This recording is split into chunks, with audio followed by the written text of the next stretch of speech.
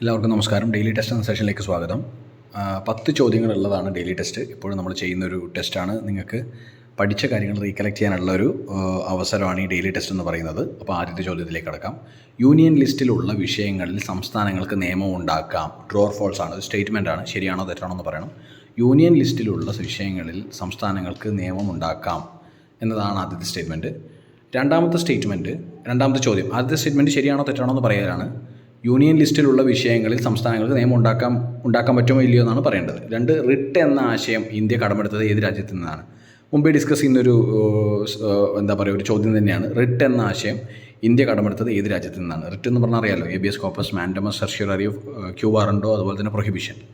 മൂന്നാമത്തേത് 2023 നടക്കുന്ന IPL എത്രാമത്തെ പതിപ്പാണ്? ഇപ്പം നടന്നുകൊണ്ടിരിക്കുന്ന Indian premier league cricket T20 tournament എത്രാമത്തെ പതിപ്പാണെന്നാണ് മൂന്നാമത്തെ ചോദ്യം. നാലാമത്തെ ചോദ്യം, പ്രഥമ വനിതാ IPL ജേതാക്കളാരാണ്? നമുക്കറിയാം, സ്മൃതി മന്ദാനയാണ് ഏറ്റവും കൂടുതൽ ലേലത്തുക നേടിയ പ്ലെയർ. 3.4 crores ആണ് സ്മൃതി മന്ദാന നേടിയത്. അതുപോലെ തന്നെ ഫസ്റ്റ് ഇന്ത്യൻ പ്രീമിയർ ലീഗിൻ്റെ വുമൻസ് എഡിഷനാണ് നടന്നു കഴിഞ്ഞത്. അപ്പോൾ അതിൻ്റെ ജേതാക്കൾ ആരാണെന്നാണ് ചോദ്യം. അഞ്ചാമത്തെ ചോദ്യം, ഫിഫ റാങ്കിങ്ങിൽ ഒന്നാമതെത്തിയ രാജ്യം ഏതാണ്? ഫിഫ റാങ്കിങ്ങിൽ ഒന്നാമതെത്തിയ രാജ്യം ഏത്? 6, 2023 ഏപ്രിൽ 1 ഏത് മൃഗസംരക്ഷണ പദ്ധതിയാണ് സുവർണ ജൂബിലി ആചരിക്കുന്നത്? 2023 ഏപ്രിൽ 1 ഏത് മൃഗസംരക്ഷണ പദ്ധതിയാണ് സുവർണ ജൂബിലി ആചരിക്കുന്നതാണ് ആറാമത്തെ ചോദ്യം. ഏഴാമത്തെ ചോദ്യം, US വിദേശകാര്യ ഉപസെക്രട്ടറിയായി നിയമിതനായ ഇന്ത്യൻ വംശജനാര്? യുണൈറ്റഡ് സ്റ്റേറ്റ്സിൻ്റെ വിദേശകാര്യ ഉപസെക്രട്ടറിയായി നിയമിതനായ ഇന്ത്യൻ വംശജനാര്? 8, അദാനി ഗ്രൂപ്പ് കമ്പനികളുടെ ഷെയർ മൂല്യം ഇടിയാൻ കാരണമായ റിപ്പോർട്ടിൻ്റെ പേരെന്ത്? നമുക്കറിയാം, അദാനി ഗ്രൂപ്പിൻ്റെ പല കമ്പനികളുടെയും ഷെയർ കുത്തനെ ഇടിഞ്ഞിരുന്നു. അപ്പോൾ അതിന് ഈ പറയുന്ന അക്കൗണ്ടിങ്ങിൻ്റെ മിസ്അപ്രോപ്രിയേഷൻസ് ഒക്കെ കാരണം ചൂണ്ടിക്കാണിച്ചാണ് അങ്ങനെ വന്നത്. ഏത് റിപ്പോർട്ടാണത് അങ്ങനെ ഒരു മിസ്അപ്രോപ്രിയേഷൻ അക്കൗണ്ടിങ്ങിലൊക്കെ ഉണ്ട് എന്ന് പറഞ്ഞ് ചൂണ്ടിക്കാണിച്ചത്? റിപ്പോർട്ടിൻ്റെ പേരെന്താണെന്നാണ് ചോദിക്കുന്നത്. 9, ഓർഡിനൻസ് അധികാരം ഗവർണർക്കുണ്ടോ? സ്റ്റേറ്റ്മെൻറ്റാണ്, യെസ് ഓർ നോ ആണ്. 10, എത്ര മൗലിക അവകാശങ്ങളാണ് ഭരണഘടന നിലവിൽ വരുമ്പോൾ ഉണ്ടായത്? എത്ര മൗലിക അവകാശങ്ങളാണെന്നാണ്.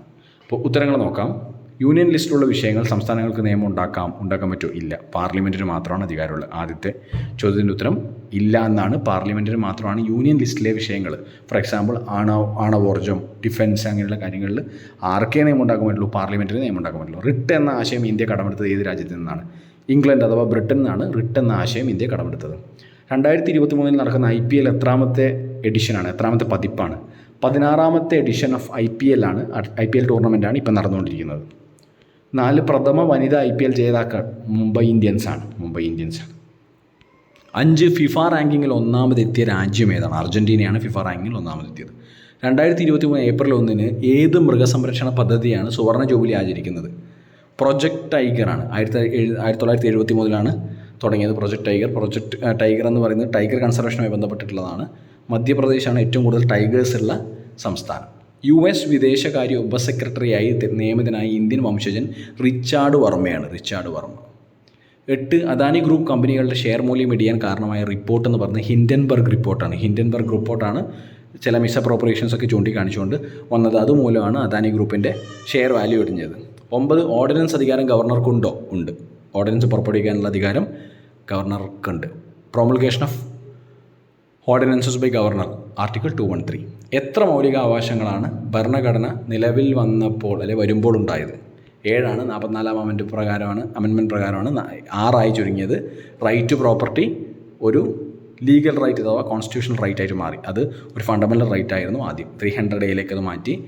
അപ്പോൾ ഭരണഘടന നിലവിൽ വരുമ്പോൾ എത്ര മൗലിക അവകാശങ്ങളുണ്ട്? 7 ഉണ്ട്. അതാണ് ഇന്നത്തെ ഡെയിലി ടെസ്റ്റ്. ഇന്നത്തെ പൊതുവെ ഈസി ആയിരുന്നു. 8 ഔട്ട് ഓഫ് 10 കട്ട് ഓഫ്. അപ്പോൾ ബൈ, ടേക്ക് കെയർ.